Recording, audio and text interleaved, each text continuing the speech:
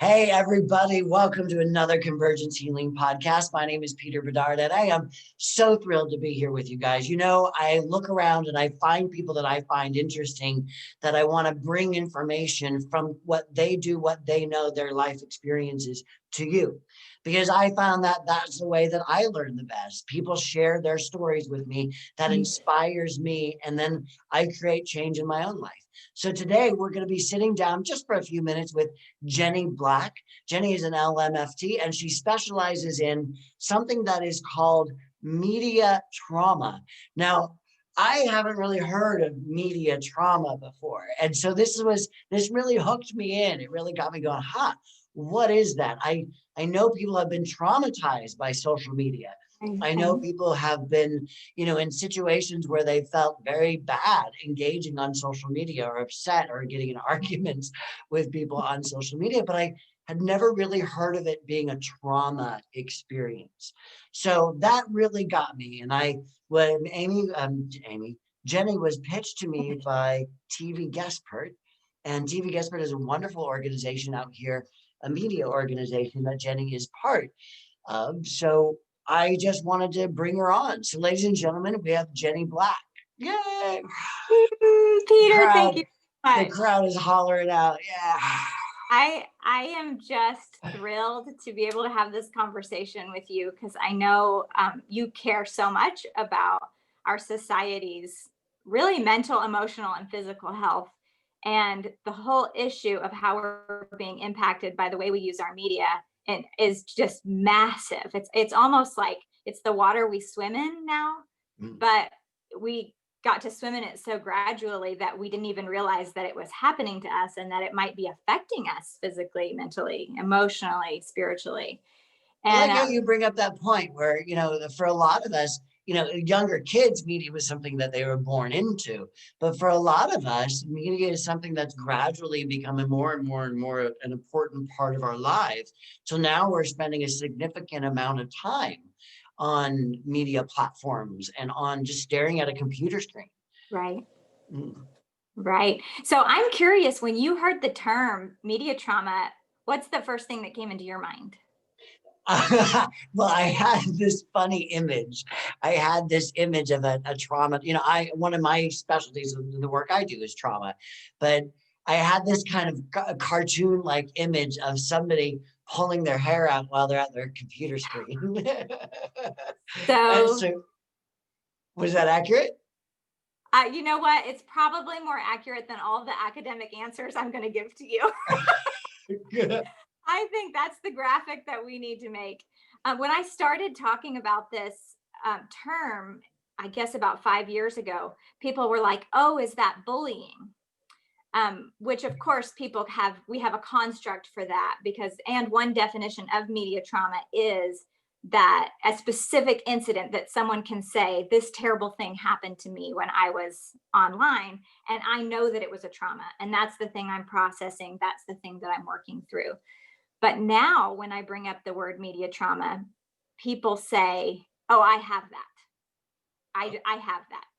I don't know what it is, but I'm pretty sure I know I have that." Wow. So the words really resonate with people. Apparently so. And it's been, I'm not happy about it. I'm excited about the evolution of the awareness that there could be something that we haven't been paying attention to that is affecting our mental health in particular. But let's see if I can do this off the top of my head. So the second definition of media trauma is what I call, the difference between big T traumas and little T traumas. Absolutely. But I would love for you to share that because people listening may not quite get that. So could you do a quick little T, big T definition? Yes. So big T trauma is exactly what I just said about an actual incident happens, an accident, a rape, some sort of crisis that your system couldn't handle. You had a traumatic response to it, and that trauma needs to be processed. If it isn't processed, it will start to affect the filter in which you experience every other aspect of your life. A little T trauma is not, you would never notice it because one of them one time wouldn't bother you. So say you had a friend at school that made fun of your hair one day. It'd be like, oh, that kind of hurt my feelings, right? That's not a trauma. That's just oh, my feelings. Unfortunate experience. So what'd you say? An unfortunate? I said an unfortunate experience. Unfortunate experience. So little T traumas are when we have an overwhelming amount of very small, not so difficult things that are sort of more relentless in their. So let's say I have a friend who's constantly texting me, I'm not good enough, I'm not pretty enough, I'm being left out of something. It over time just kind of erodes, and to which I start perceiving myself as somebody different than I really am, and perceiving the world as something different than it is. So I would say that most of us would have more experience at this point with the little T traumas of media trauma, which is kind of when we're talking about the fear of being missing out, or having physical expectations of living up to certain body images. Again, no one of those things would be considered a traumatic experience, but it's this constant information that I'm not good enough, smart enough, I don't have enough money or resources, that I can start internalizing that and then believing that that's true about myself by the information that's being fed to me. So it sounds like it's really rooted in comparison. I think you're right. I think you're right. I think that is so much more powerful than I want it to be. But I think it's true. I think when you're fed a particular idea that this is what's acceptable and this is what's going to be successful, or this is how you can belong or have significance, and you can't fit into that category, that's really comparison, right? Right, absolutely. That brings up something for me, so I'm just going to share it. I had a little skin cancer scare, and they went in and it was just a surface level skin cancer, and they removed it and everything's fine. But I had a checkup with the doctor, and the doctor was this very handsome Asian man, I think he's around 35 or something. And he said something about going to a clinic. And I said, what are you doing at the clinic? And he said, well, it's beauty day. And I said, what does that mean? And he said, oh, it's all fillers and stuff today. And I looked at him and I said, you do that? It was just this like kind of shock to me. Like, he's 35 and he's getting Gets the fillers. Yeah, well, yeah, not only was he giving it, gosh. not only was he doing it as the doctor, but he's also getting it done to himself. And he's Wow. 35. And this Wow. comparison thing really got into my head, because I remember at times I walked down the street in some shopping district or something before COVID, and somebody would say something. There's always a young, pretty girl standing outside the store that sells moisturizers and skin products, whatever it is, right? Right. I don't want to say a brand, but and she says, oh, can I give you some? Can I invite you to try some of our anti-wrinkle cream? And I looked at one of these women one time, 20 years old, not a flaw on her face, right? Right. And I said to her, I said, and well, just my language, I said, flaw. Like that right there. Why that is an assumption that older wrinkle is a flaw.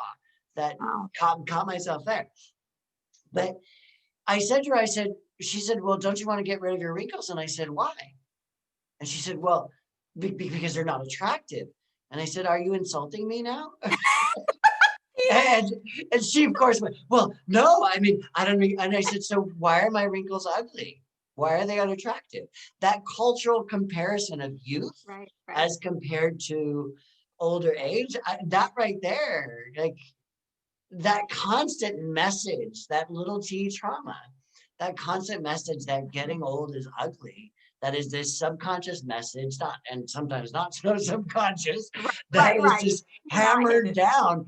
And, I was looking at a friend of mine's Instagram account the other day, and everybody, he's a straight guy, and all the girls he follows are these like beautiful, super young, fitness, like, and I'm like, wow, how old are you? Right. Like, he's in his early 40s, and like, well, they're beautiful. Absolutely, they're beautiful. But why do we judge that beauty as more beautiful than life, and then the experience of life that is now being reflected in our bodies and on our faces and in our skin. Mm-hmm. Why do we compare those things, and how much trauma are we perpetuating I know. on each other? I know. And you and I are very lucky because we did get to go through a phase of development of forming our identity before we were faced with this. Right, So we right. do have a sense of self. I mean, I don't know about you, but when I was growing up, I rarely saw pictures of myself. You know, if I did, it was 2 or 3 weeks after it was taken and they were in somebody's scrapbook. I didn't know what I looked like all the time. Right, Like right.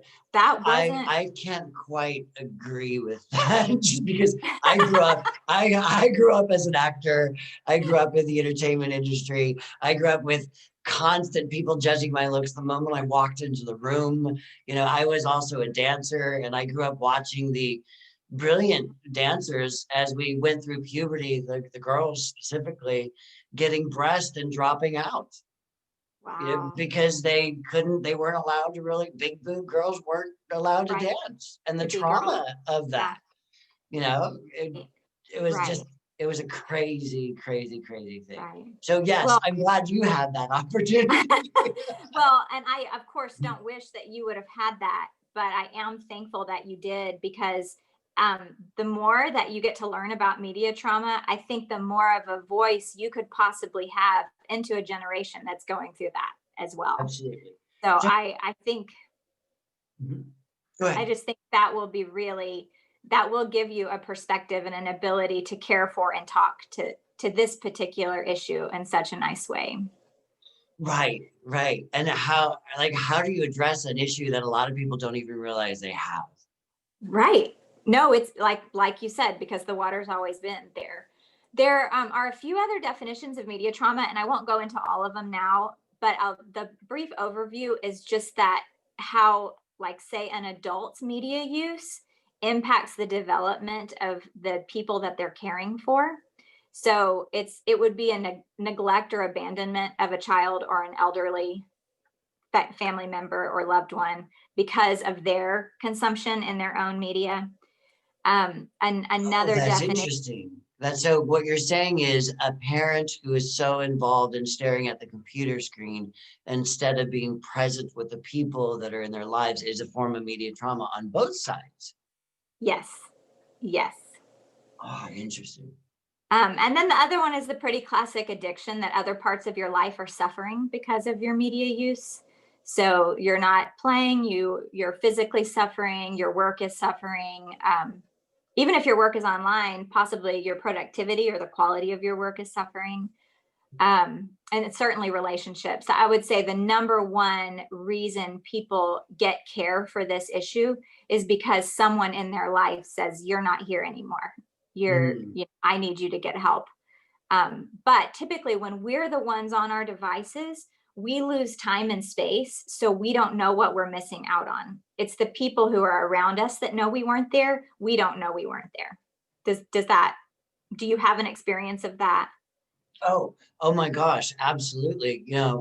Uh, that really hits personal because my husband was doing that when he first came to, he's from Peru, and when we first located here, he I think it was a coping mechanism for him where everything Mhm. was so strange and so unfamiliar that what he could see on his phone, was on Facebook or whatever he was on, was comforting, I think. And so we would go someplace and I'd introduce him to somebody, and it would be just this kind of like, yeah, and he just keeps staring at his phone. And it was the most, to me, it was the most rude thing. I just introduced you to somebody, and you don't engage, you're not present with either one of us, and you're staring at your phone when we're standing right next to you. And that loss, I don't think he even realized how Mhm. much he was really losing connection with the people actually physically around him. Right. So boy, was Right. that a pet peeve. We had arguments about Yeah. that. It is a huge issue in relationships, and definitely should be one of the, it used to be you talk about sex, you talk about money, you talk about family. Now, definitely that other, your personal ways that you use media and what you're comfortable with your significant other doing is like a really, really huge, important issue. Yeah, it really is. And thank gosh he recognized it and he put the phone down. I've had to tell him at times, put the phone down. Just you're right here, be Yeah. here.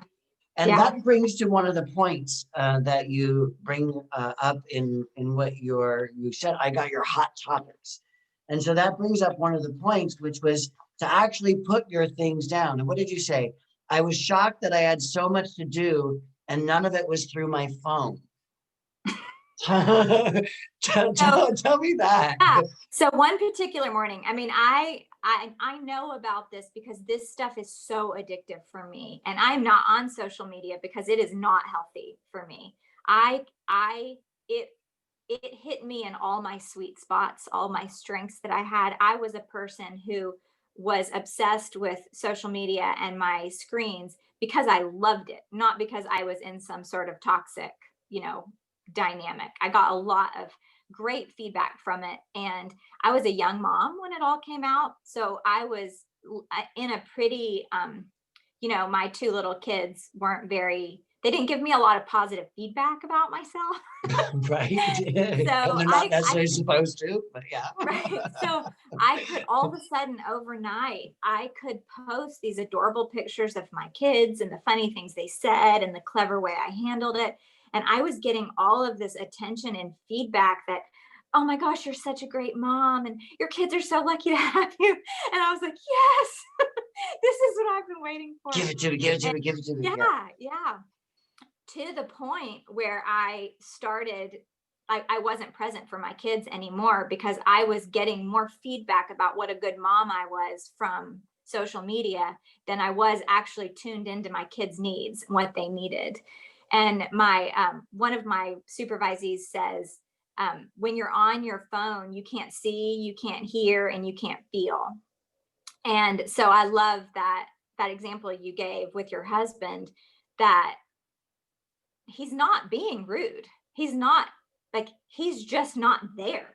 Yeah. And you don't know that you're not there when you're the one that's not there, until I would look up and everybody's crying, somebody got hurt, everybody's hungry, including me.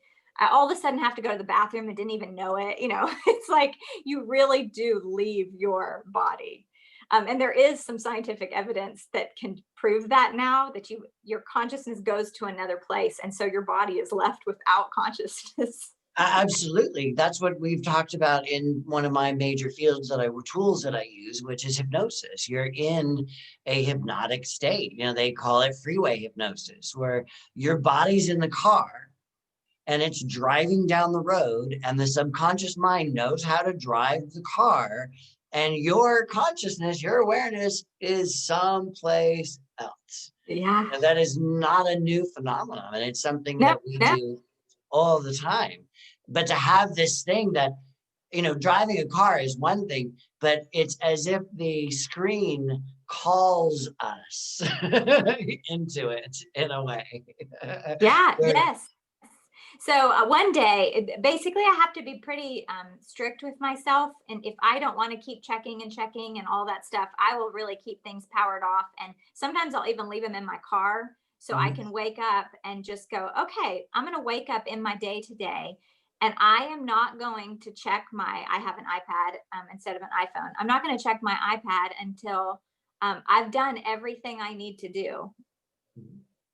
Right. And That's what you talked about in some of these things, right? Yeah. But sometimes I hear people say they don't, like, I will see a meme on a social device that says something like a challenge to put your phone down, or if you were given $100,000, could you put your phone down, or something like these things. To me, as I don't have that experience. To me, that's like, yeah, no problem. Like, yeah, give me that a grab, easy, but I understand for some people, the boundaries and these blurry lines is like what you're talking about, which is why I wanted you on, is very it's a hard place to find. But I've heard people say they don't know what to do with Mhm. themselves when they put their phone down. Yeah. Now, you wrote Yeah. down that you had lots of other things to do. How did you bring in that consciousness? I mean, what was that like? Well, I probably should tell you how this started for me. It was because I was taking a sabbatical. So I had been doing therapy, was taking a sabbatical, and knew that I was suffering some symptoms of um, what I thought was probably secondary trauma from all the trauma clients that I had worked with. And so it was kind of to be expected. It was the right time, and it was like, okay, I need to take a break, reset, kind of do all the stuff that I would tell my clients to do. And I was going to take a month off. And I ended up spending my entire month wrestling with my phone. I couldn't get a break. So here I'd taken a sabbatical from my practice and I could not get a break because at that point in time, I didn't have any comprehension that my phone was a part of this issue. So it wasn't until I decided I would take a year instead of a month because I was like, this isn't dropping. Like I was still I had what I call the really go through the symptoms of PTSD, and I had them. But just kind of that somebody describes it, I can't remember who it is the hum of anxiety just underneath everything that you're doing. And also just kind of that like not depressed, but like everything was just kind of gray. And I felt like I was just getting done with the next thing to get to the next thing. There was no joy in, my present moments. My kids were both in high school during that time, and I knew they were going to be leaving in the next couple of years, and I was like, I'm not enjoying them. I'm just counting down the days on the calendar until they leave home. So 4 months into my sabbatical, my phone broke. And so I had my first day that was officially phone free, and it was the best day of my entire life. Wow. And I Wow. thought, I was like, I did not even put it together. I just thought, oh, finally, my 4 months worth of my sabbatical is paying off. This is what I was looking for. I mean, I was in love with life in a way I hadn't been since I was a child. And so I put off getting my phone fixed for 30 days. I was like, well, everybody survived without me one day. Let me try it another day. And I had I had my life back in such a way. I just thought I was on the best vacation of my life. Right. It It was feels incredible. that, well, I'm so glad you actually had that awareness. I mean, thank you. Because, wow, how was your family? Well, I want to, I don't know what your relationships are, but what was it? I'm curious what it been like for your partners or you people that It you were around. it was like they got me back. It was like, oh, They said that to you.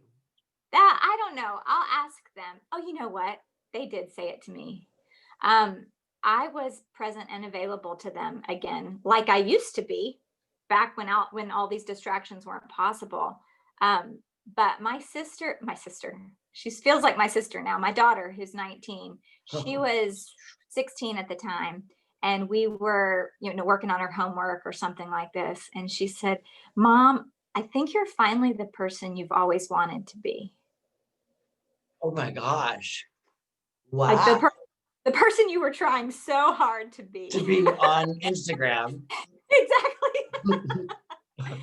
It was there. There's no way. I didn't have a phone for 4 years, and those were the last 4 years that my daughter lived at home with me, and it radically changed our family structure, our values, our time together, their relationships with their phones.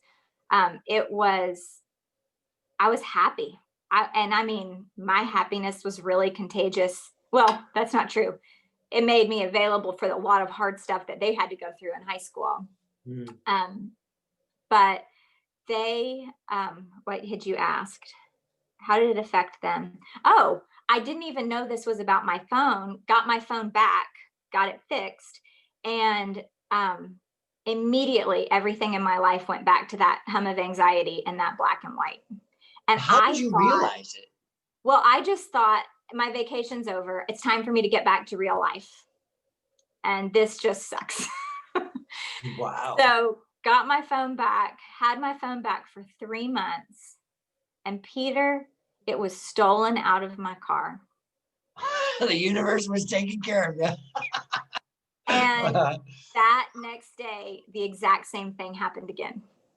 The sun came out, the birds started chirping, and that was the day I went, oh my gosh, this is about my relationship with my phone. I have to do something drastic. So that's how this whole study started. Fascinating. That's wow. As you're speaking to me, I'm, the back part of my head is going check, check, check for addiction. The inability to see it, the not understanding it, the being consumed by it, the withdrawal of relationships, all it's like check, check, check, check, check. How is this trauma experience different from addiction, or is it? Well, I do think it's different than addiction because it pulls in some relationship. I mean, it's substance addiction. Let me say that. Because there is this substance, right, of the media itself. But you have this dynamic of relationships that pulls in a lot more relational trauma. And those kinds of bonds. So because you're familiar with all these terms, when I work with other therapists about media trauma, we're just continuing to take this concept and put it in different paradigms, like you're saying, like, okay, let's put this in the addiction model and play this out. How does this line up, and how is this the same or different? I think the number one way that it's different is that it is so essential. Like, it almost would maybe go to be more like a food addiction. Like, oh, this isn't something we can just remove from our lives. We're working in these contexts that are highly addictive and have a way of hooking into our human vulnerabilities.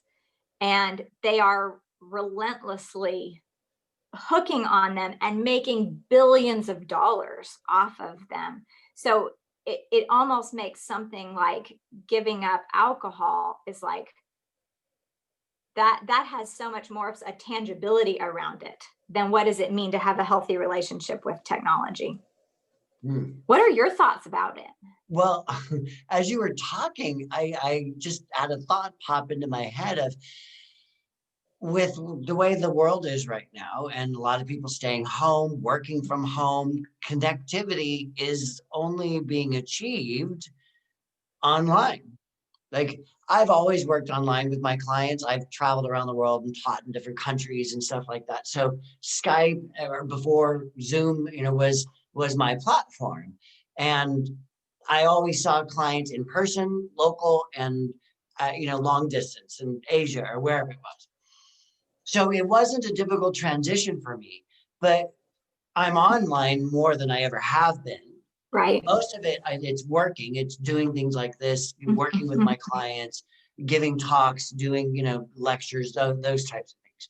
So a little bit of it is my social media, promoting my healing teas or my different business things, but I'm really able to just promote and get off. Like, I make the post, I make a few comments, I go through my scroll, and I like a bunch of people's stuff, and I think it's kind of fun and kind of cool, and I want to support people, and then I'm done, and I don't even get on the phone for hours and hours and hours and hours afterwards. But gosh, somebody that's going through what you've gone through, and now your life, I would think, as a therapist, you're seeing your clients through media now. Yeah. How do you find a balance with that? Well, I would say there's definitely, I'll tell people when we're talking about media trauma, the media that's harmful to you. You know the difference between Marco Poloing my my sister-in-law on a regular Wait, wait. basis. I've never ever. Tell me what Marco Polo. What is that? I know the game in the pool, but what is Right. Marco Poloing somebody It's so online? fun. It's so fun. So and it's at least right now, it is an ethical form of media that I'm really proud of, because there aren't many social media networks that are that way. So it is, I make a video and it goes to, I either a group of people, like a group chat, or my one person. So I make a video and talk to it, and then they get to watch it whenever they watch it, and then they make a video back. Super God, simple, family owned. I love it. I love it. that's Um, okay. I could see people doing that concept on texting. Like, I'm going to make a video, send it to a family group or something like that. yes, And then when people respond, so I'm saying Marco, and then as people read it or listen to it, then they're saying Polo, right? Okay, exactly. You got it, got it. got it, got it. All right. As opposed to, even something as I think Pinterest is one of the most lovely social media platforms, but I could just get sucked into it, and I'm just scrolling and scrolling, and I leave myself, it's not a creative experience, it's a numbing scrolling experience. And that is what I'm talking about when I'm talking about media trauma. Mhm. Although I do have serious concerns for all of us in terms of spending that much time on screens, not because we're doing anything that causes us trauma, but just that we're not getting to do the things that this body was made to do and needs to do in order to stay thriving, like breathing, or getting enough water, or moving our muscles the right amount of time. Right. So you're going to an area that I really want to, I'm going to put you on the spot a little bit, but you're already touching it. So you're going right in. The transition's easy. What are things that people can do to step out of that trauma experience? What would you I guide them? Yeah, I would say we have such a personal responsibility for boundaries with this that I would say is unfair to the average person. I have a lot of resources, I have a lot of ideas of what, and a sense, I know what healthy feels like. So when I can tell when, like, gosh, I can't do this many hours of Zoom, or whatever it is. I have my own sense of what my limitations are, Mhm. and I have, authority and autonomy and privilege to be able to communicate to people, I'm sorry, I can't do that. And unfortunately, not everybody is in that situation. So the reason I'm having this conversation on a much more global level is because I believe that we need to be advocating for people's human rights when it comes to how much work in school can a person do and be healthy on a screen. And I truly don't feel like anybody's looking out for that right now. So I would say there's this sense, I've been telling the college students that I work with, I've been saying, if something doesn't feel right to you, you get to quit. You get to say no. Like, you don't just have to do whatever any authority is telling you to do, because they don't know.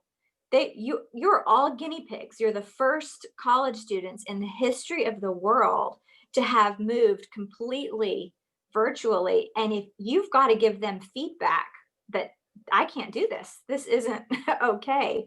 And I feel like that's my just my huge passion, is to tell people, if you think something's wrong with you, take a minute to see if maybe society or myself or this current reality is asking more of me than I have resources to give.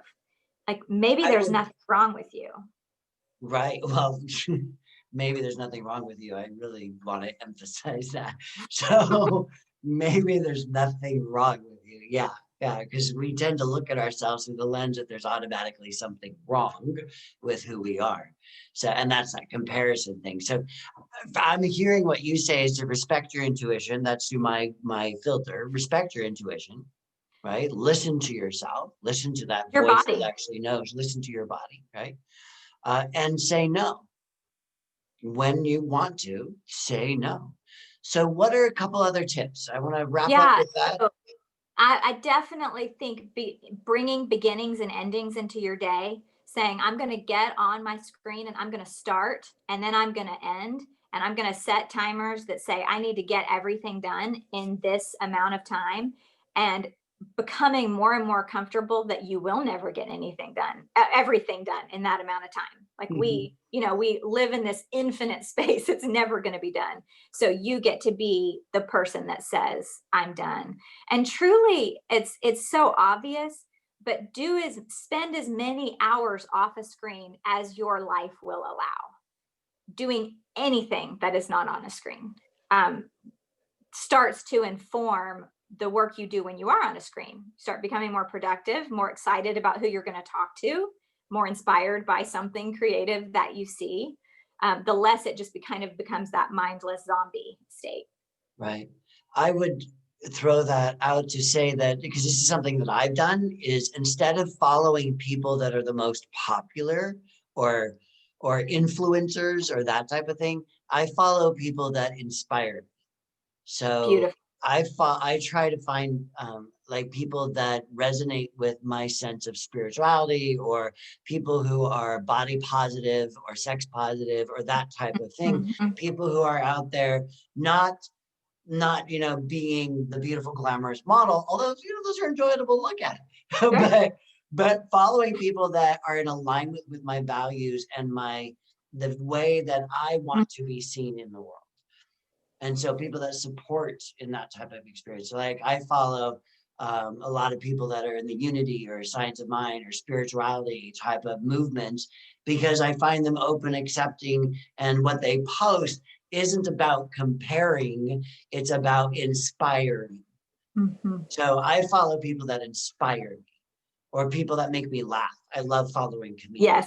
Yes. I think that is a fabulous tip. There's that old saying that you're most like the 5 people you spend the most time with. Oh, I don't know that. Say, what is that again? That you are the most like the 5 people you spend the most time with. Got it.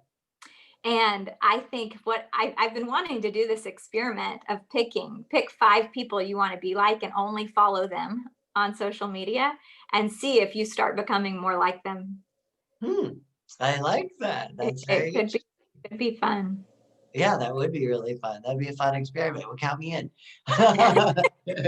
So I want people to be able to contact you. So tell us how they can contact you, how they can get to know your work a little bit more. Please share that type of stuff, that whatever you're offering.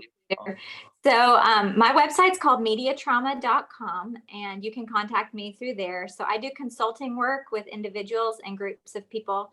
My real vision is to work with small cultures and see how they can support each other in changing their relationship with technology, because this is such a social construct. It's what my work or my friends do, is how I can function.